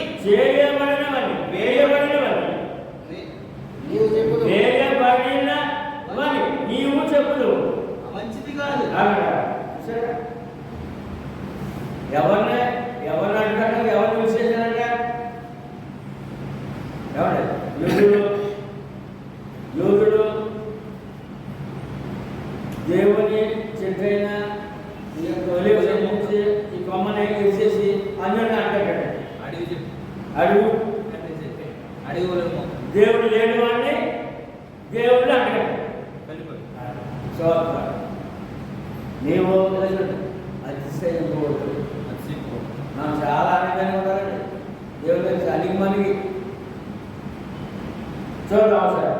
యెహోషువ 4:22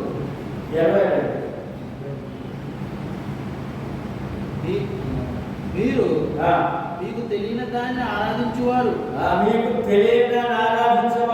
మేము మాకు తెలిసిన దాన్ని ఆరాధించువారు. రక్షణ యూదులలో నుండియే కలుగుచున్నది. యూదులలో నుండి నిలబడి సమరస్తులతో మాట్లాడుతున్నారు. స్త్రీతో సంభాషణ. మీరు మీకే తెలియదు. సంభాషణ అంటే సమర స్త్రీ యేసుప్రభు. యేసుప్రభు ఎవరు? యూదుడు. ఏమండి? రక్షణ రక్షణ రక్షణ అనే మాట ఎక్కడి నుంచి ప్రారంభమైంది? దేవుని భక్తులు, దేవుని బిడ్డలని యూదుల దగ్గరికే ప్రారంభమైంది. రక్షణ యూదుల నుంచే. మొట్టమొదటి 3,000 మంది బాప్తిస్మం పొందారు యూదులే, అన్యులు కాదు. సువార్త ఎవరు ప్రకటించారు? యూదులే. మొట్టమొదటి దేవుడు ఎవరు అన్నారు? యూదులే. సృష్టికర్త దేవుడు ఎవరు? యూదులే అని చెప్పి మీకు అవతారం, మీకు తెలియని దాన్ని ఆరాధిస్తున్నారు, మేము మాకు తెలిసిన దానిని ఆరాధిస్తున్నామని చెప్పి. ఇప్పుడు మనమే ఆరాధన ఉన్నాం. తెలియదా? తెలిసిందా? తెలిసిన ఆరాధనలోనే, సత్య ఆరాధనలోనే ఉన్నాము. క్రీస్తు ద్వారా, ప్రభు ద్వారా, ఆయన నామములో. 19వ వచనం చదవాలి కదా, 19వ చదవండి సార్. 19. అందుకు నేను కొమ్మలు విరిచి కొమ్మలు విరిచి వేయబడినవని నీవు చెప్పుదువు. 19వ వచనాన్ని ఒకసారి రోమపత్రిక 9:18 ఆ మాట. కావున ఆయన ఎవరిని కనికరింపకోరును. రోమపత్రిక 9:18. కావున ఆయన ఎవరిని కనికరింపకోరును. ఆయన ఎవరిని కనికరింపగోరునో వారిని కనికరించును. ఎవరిని కఠినపరచకోరును. ఎవరిని కఠినపరచుకోరునో వారిని కఠినపరచును. అట్లయితే ఆయన చిత్తమును ఎదిరించిన వాడెవడు? దేవుడు ఎదురుగా ఎవరు సరిపోతున్నాడా? ఎవరిని ప్రార్థిస్తాడు? ఆయన ఇష్టం. ఆయన ఇకను నేరం మోపలేని ఇకను నేరం మోపలేని అని నీవు నాతో చెప్పుదువు. నేరం మోపలేని నీవు నాతో చెప్పుదు. అవును కానీ ఓ మనుషుడా దేవునికి ఎదురు చెప్పుటకు నీవు ఎవడో నన్ను ఎందుకు ఎలాగో చేసుకుని రూపింపబడినది రూపించిన వారిలో చెప్పునా? సరే ఎవరు అని యూదులకి రక్షణ ఆయనే. ఎవరు వారి మాటలకు ఆయన ప్రకటించింది ఆయనే, మనకు రక్షించింది ఆయనే, మన మాటలకు మనం ప్రకటించింది ఆయనే. ఇలా చేసిన దేవుడు అన్నందుకు మనకు అధికారమా? లేదో. ఎవరు యూదుల్ని ప్రకటించినప్పుడు నువ్వు నేను జాగ్రత్త లేకపోతే, విశ్వాసం లేకపోతే మళ్ళీ మనం పక్కన పెట్టడా? చెప్పండి. అక్కడ చాలా స్పష్టంగా అతిశయ మాట వచ్చింది. ఇక్కడ అతిశయ మాట ఏమండి? దేవుని ప్రజల్లో నిర్లక్ష్యమైనప్పుడు ఆ నిర్లక్ష్యం బట్టి ప్రక్కన పెట్టాడు కదా. మరి నువ్వు నిర్లక్ష్యం ఉంటే నిన్ను పక్కన పెడతాడు, నిన్ను కూడా 20%. మంచిది. వారు అవిశ్వాసమును బట్టి విడిచివేయబడింది. నీవైతే ఎవరండి? యూదులు అవిశ్వాసం ఆ యొక్క బలి చెట్లు విడిచే కొమ్మలు విడిచేశారంట. దేవుడు విడిచేశాడంట. ఎందుచేత? కారణం ఏంటి? అవిశ్వాసం బట్టి విడిచివేయబడింది. నీవైతే విశ్వాసమును బట్టి నిలిచి ఉన్నావు. విశ్వాసమును బట్టి నిలిచి ఉన్నావు. ఇప్పుడు మనం క్రైస్తవులు మాట్లాడుతున్నాం. ఇప్పుడు మనం బలి చెట్లు ఉన్నామా? విడిచివేయబడ్డామా? భక్తుల్లో ఉన్నామా? భక్తిహీనుల్లో ఉన్నామా? దేవుని పిల్లల్లో ఉన్నామా? లేకపోతే సైతాన్ పిల్లల్లో ఉన్నామా? అంటే అటువైపు ఉన్నాం కదా. విశ్వాసం బట్టి నిలిచి ఉన్నావు. గర్వింపక భయపడము. భయపడము. క్రైస్తవుడు ఇవన్నీ చరిత్ర అంతా చూపించి చెప్పి, భక్తుల చరిత్ర అంతా చూపించి చెప్పి నీవైతే గర్వించదు, భయపడము. గర్వం వస్తుందేమో, గర్వంగా ఉండేమో అని మాట మనం జాగ్రత్త తీసుకోవాల్సిన అవసరం లేదా? ఉంది. చూడండి, వీటిలో ఒక మాట రోమ 5:1-2. 5:1-2.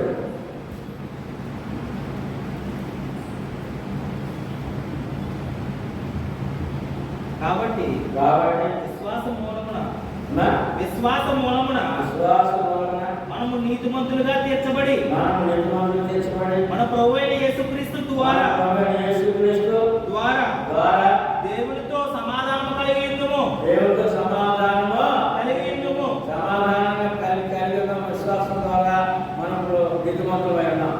ఆ నీతిని కాపాడుకుని ప్రయాణము చేయాలి. తర్వాత మొదటి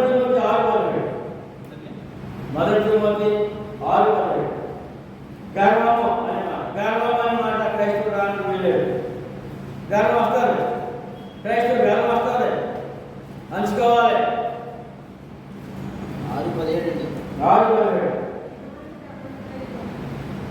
ఇహమందు ధనవంతులైన వారు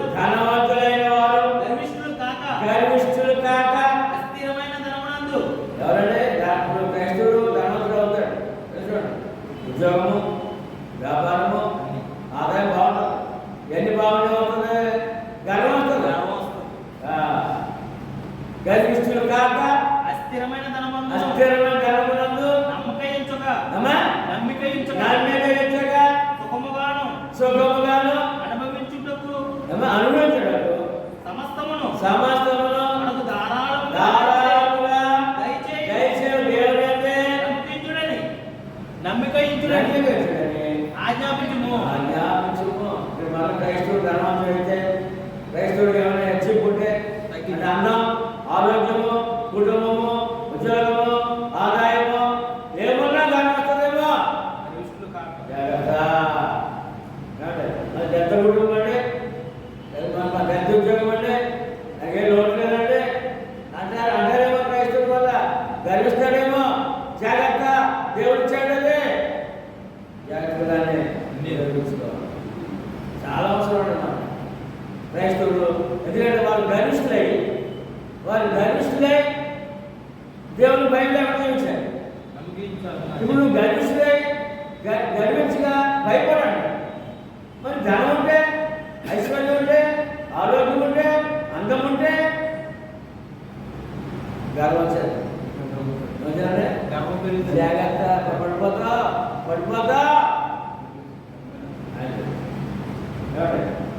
దేవుడిచిన అందం ఉండాలి, ఆరోగ్యం ఉండాలి, మంచి కుటుంబం ఉండాలి, ధనం ఉండాలి. గర్వించుకో, అంతే. ఏం చేయగా గర్వించుకో, జాగ్రత్త. కాబట్టి మరొక పత్రిక 10:12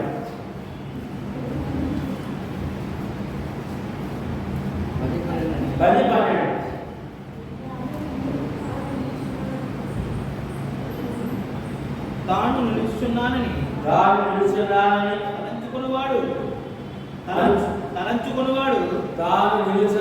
తలంచుకునివాడు పడకుండునట్లు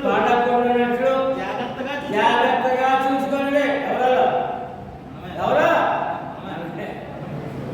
క్రైస్తవుడు పడిపోతాడు. పడిపోకుండా చూసుకో. అంటే అందంలోనా, ఆరోగ్యంలోనా, ఐశ్వర్యంలోనా, మీకు ఏదైనా తలాంతులు గెలిస్తే దాన్ని బట్టి గర్వించి పడిపోతున్నావా? విశ్వాసం పడిపోతున్నావా? సెన్సెక్స్ పడిపోతాడు ఒకసారి. ఏంటంటే సెన్సెక్స్ పడిపోతుందంటే అర్థం ఏంటంటే ధనవంతం పోయినట్టు లెక్క. నువ్వు విశ్వాసం పడిపోతే నీకు అర్థం పోతే జాగ్రత్త, పడకుండా చూసుకో. మళ్ళీ తాను నిలుచుచున్నానని తలంచుకునివాడు అంటే అర్థం చేసండి. ఎవడే నేను భక్తుడు, నా ప్రతి ప్రాంతం వింటాడు, నేను వెల్ సెటిల్డ్ అన్నమాట. అయిపోతా పడిపోతా. నేను నాకేంటంటే నేను వెల్ సెటిల్డ్ అన్నమాట. నాకేం అవ్వలేదండి, నాకేం భయం లేదండి, నాకు ఎవరు భయం పర్లేదండి, దేవుడు వైపు పర్లేదు అన్నావా అంటావా? జాగ్రత్తగా చూసుకో.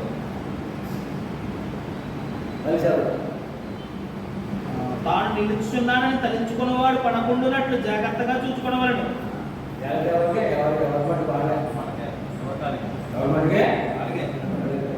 సేవకుడు కాదు, విశ్వాసం కాదు, సహోదరుడు కాదు, సహోదరుడు కాదు, ప్రతి ఒక్కరు ఎవరు జాగ్రత్త చూసుకోవాలి. విశ్వాసంలో పడిపోవాలి. ఆఖరి మాట 1 Peter 1:17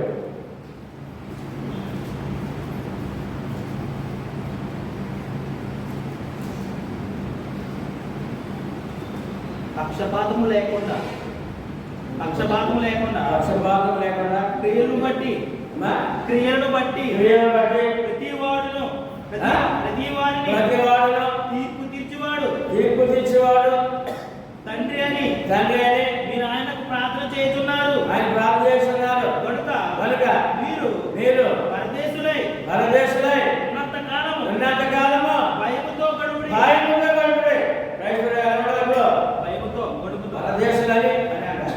పరదేశులని ఏంటంటే పరదేశులని పరదేశులని భయముగా గడపడిన జీవితాన్ని ఉన్నంత కాలం అప్పుడు ఆయన మీకు తోడుగా ఉంటాడు. ఆ పదవి భాగ్యం ఉంటుంది, రక్షణ భాగ్యం కొనసాగుతుంది, రక్షణ భాగ్యం కొనసాగుతుంది అని చెప్పారు. ఇప్పుడు ఇస్రాయేల్ ప్రజలు ఏమన్నారంటే ఒలివ మొక్కని పేరు, ఒలివ చెట్టు అని పేరట, ఒలివ పచ్చని చెట్టు, ఒలివ పచ్చని చెట్టు అని పేరట. ఇప్పుడు క్రైస్తవుడి పేరేంటి అది చూద్దాం. ఏంటంటే మనం 15 నుంచి 20 వరకు చూసాం కదా, ఈ ఒలివ మొక్క గురించి మాట్లాడారు. 11 నుంచి 15 నుంచి 20 వరకు ఒలివ మొక్క గురించి మాట్లాడారు కదా. ఇశ్రాయేల్ ప్రజలు ఏమంటారు? పచ్చని ఒలివ మొక్క అని పేరు నీకు అన్నారు. ఇప్పుడు క్రైస్తవుడి పేరేంటి? క్రైస్తవుడు ఏ మొక్క? అది చూద్దాం. యాజవాద 15 నుంచి 1 నుంచి ఇదిగో క్రైస్తవుడు ఏ మొక్క? యేసు ఈ మాట ఏ మొక్కలో తీగప్పుడు చదవండి. నిజమైన ద్రాక్షవల్లి నేను, నా తండ్రి వ్యవసాయకుడు, నాలో ఫలింపని ప్రతి తీగ ఆయన తీసి బారవేయను, తీగలో అనాశ్వత తీసి బారవేయను, ఫలించి ప్రతి తీగ మరి ఎక్కువగా ఫలించనని దానిలోని పనికిరాని తీగలను తీసివేయను. నేను ఇప్పుడు మాట్లాడి మీరు ఇప్పుడు అమ్మా పవిత్రులే కదా. అంటే నాయకులు అంటే క్రైస్తవుడు ఎవరు?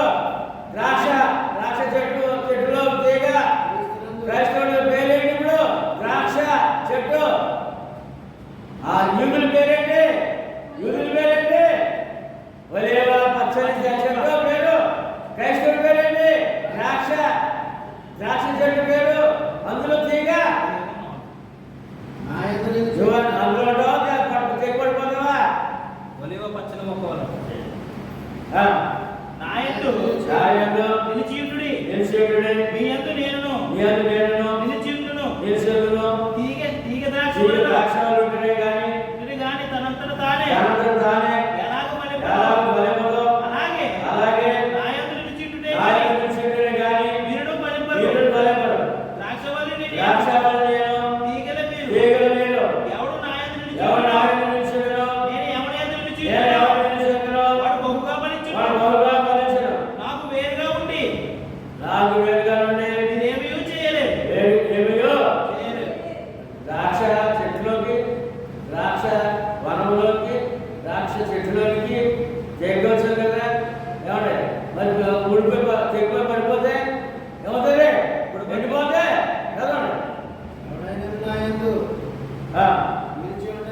ఎవడైనా ఆయన నిలిచిన తీగ వలె బయట పారవేయబడి ఎండిపోవును. మనుషులకి వారిని పోగు చేసి అగ్నిలో పారవేయుదురు, అవి కాలిపోవును. సగం బయటకు వెళ్ళిపోతే అది నరకానికి రండి. ఎందుకంటే నరకానికి రండి. నాయన మీరు ఎందు నా మాట మీకేది ఇష్టపడే అది మీకు గోల్కొలిచ్చే దేవుడే జాగ్రత్త. మరి నిర్లక్ష్యం చేయొద్దు. మీరు బహుగా ఫలించడం వలన ఎవరంటే క్రైస్తవుడు అంటే దేవుని ఆలోచించడం. దేవుని ఇష్టం. ఏది ఇష్టం అంటే మీరు బహుగా ఫలించడం వలన నా తండ్రి మహిమపరచబడను. ఇందువలన మీరు నాకు శిష్యులైనరు. క్రైస్తవుడు ఎవరు? శిష్యురాలు. ఆయన గురువు. ఈ బంధం కావాలంటే